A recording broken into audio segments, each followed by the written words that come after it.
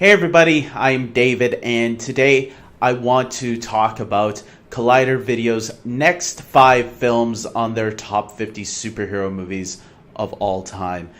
So what I'm going to do is read off their next 5, which would be 25 to 21, and I'm going to tell you how I feel about those rankings right now. I've done all the other ones so far from 50 to 26. So you can, I'll put all the links there in the description box below, and then you can check them out after this video if you want to go back and rewatch them.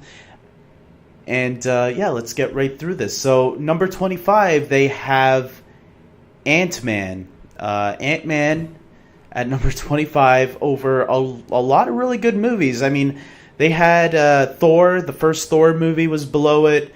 Big Hero 6, the Lego Batman movie, V for Vendetta, Batman Returns, Avengers Age of Ultron, Blade 2, Dark Knight Rises, I would put all the way more up. Same thing with Man of Steel, Guardians of the Galaxy 2. I mean, wow, that's a lot of movies that Ant-Man passed on this list so far. I would actually put Ant-Man a lot more lower. I have it at number 36. Not too far off, but still a little bit more down than 25. I like Ant-Man, but I just don't think it's the best thing ever. I think it's a funny movie, but I think there are more entertaining movies. I think the visuals are really cool. I think that's what really makes that movie, is the visual content that they have when he shrinks. But other than that, yeah, it's a good, entertaining film. Next on their list, they have at 24 Chronicle, Dane DeHaan and Michael B. Jordan. This is the movie that really started making people aware of them. The third guy we never hear of anymore. But yeah, you know what? I didn't have Chronicle on my list, and I was shocked. Maybe at the time I didn't think it was a superhero movie, but I would totally put it in my list in my 20s or 30s. So Chronicle, I actually like where they put it. I didn't think about it, but yeah, that's a really good, worthy superhero movie that I think a lot of people don't think about, because it's like it was a handheld footage, found footage film that at first you're like, because people were kind of getting turned off by found footage movies. Maybe we don't want to see that. But then when you watch it, you realize what kind of a movie it is. And it's actually a really nice twist on the found footage stuff. And they actually use like they said in the Collider video, they actually use the found footage really well, which I thought sometimes they went to other cameras too that weren't just connected to the kids. But yeah, I really enjoyed it. I think it's worthy where it is they have on their list. At number 23, they have the original XMen film, which came out in 2000. I actually have this on my list at 37, right behind Ant-Man. Yeah, I mean, X-Men to me, I like it, but in today's standards and where it is, I think there are a lot more movies that are much better than it. I get why we have to, like, there is a respect for that X-Men movie because it did bring back the comic book genre, which people thought was dead for a while. So in that level, yes, we have to look back at it to remember it and what it brought, where it brought superhero movies, because it's still here today thanks to X-Men. X-Men was the one that got the ball rolling again, where, you know, the superhero movies were almost on life support, practically. They were on life support at that point. So yeah, I'm not going to argue with it being at 23 on the list, because I can see an argument being made for being up here. At number 22, they have the original Spider-Man from 2002. I actually do not have the original Spider-Man in my top 50. There are a lot of other superhero movies on my list. There are 3 Spider-Man movies, and I said which ones one of them I said, The Amazing Spider-Man, which I had at 29.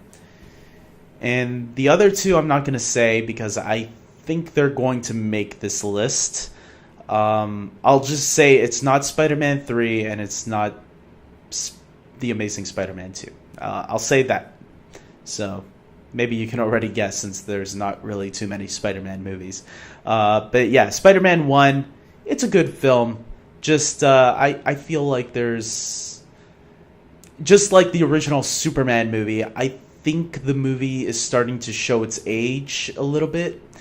A lot of people might have nostalgia for this movie. I really do like William Dafoe. As John Schnepp said, I think William Dafoe really played a great Green Goblin. I just feel the mask aspect made it a little bit cheesy.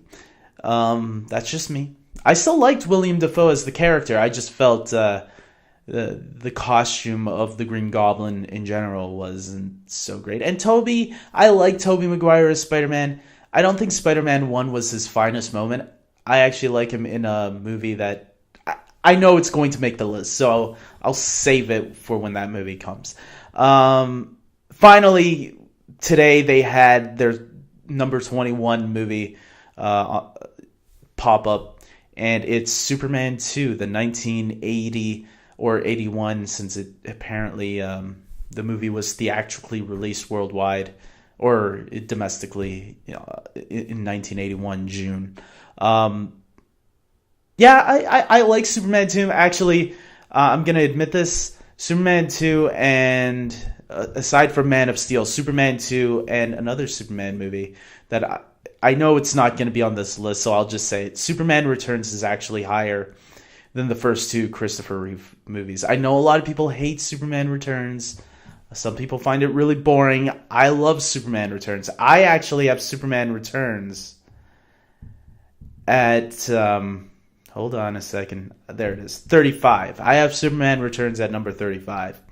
Much higher than Superman 2 and Superman. Superman 2, however, is at 50. Literally right at the edge.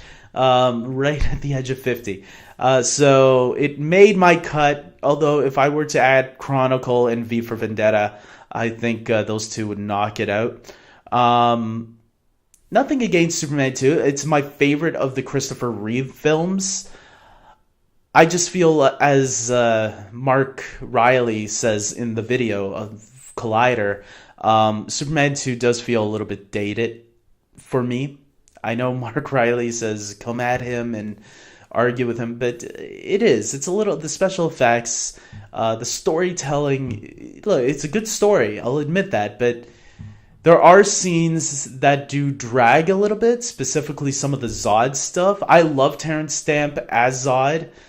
I think Non is a little too cringeworthy at times. I like Ursa a little bit. I think she's a fine general by Zod's side. The movie is a love story, and it gets the love story right. I do like the fact that Superman gives up his powers, sacrifices himself. Obviously, there's that stuff in the bar at the cafe or whatever where Superman gets his ass kicked after he loses his powers and realizes, you know what, maybe this was a mistake. And then he realizes even more it was a mistake when he sees Zod has arrived on Earth. Again, Gene Hackman isn't my favorite Lex Luthor. I think he's too comedic. I was hoping Man of Steel would finally give us the Lex Luthor we deserve, but it looks like I'll always have to look back at Smallville as that version that I think is the best. Yeah, Superman 2 is a fine movie, though. I like it. I think it's a fun film, like they said. Just, I think, by today's standards, I think there's a lot of other superhero movies that are much better than it. So, with that being said, guys, that's it for this video. So today's movies, let me recap them one more time. AntMan at number 25, Chronicle at 24, 23 they put XMen, 22 they put the original SpiderMan, and 21 they have Superman 2. So that's Collider's 5 movies that were released. So next Friday, I guess we're going to see what their 20 to 14 or 16 will be. So we're getting closer and closer to the top, guys. I am very interested to see where other movies will will lie. For sure, the original Superman movie is going to make this list. And you know what? Even though I don't have it in my top 50, I wouldn't argue to anyone who puts the original Superman movie in their top 50 because it is the superhero movie that a lot of people look back to this very day. Directors such as Christopher Nolan, Patty Jenkins, who directed Wonder Woman, as well as Sam Raimi himself. Sam Raimi said he was inspired by the original two Christopher Reeve films, specifically the first one. Many directors who do successful superhero films always cite the original Superman movie as the inspiration for it. So I'm not going to be surprised when I see it somewhere in this list. Where on the list? That's going to be interesting. I still wouldn't put it in my top 20. My top 50. I think Superman the movie is fine. But it's definitely in my 50s or 60s, if anything. I think it's in my 50s. I would have to check, but yeah, I'm going to leave it at that. With that being said, I'm ending this video here. I hope you guys like it. Comment below. Tell me your thoughts on this list. These 5 movies. Do you think Collider ranked them accordingly, or do you disagree? And until next time, take care.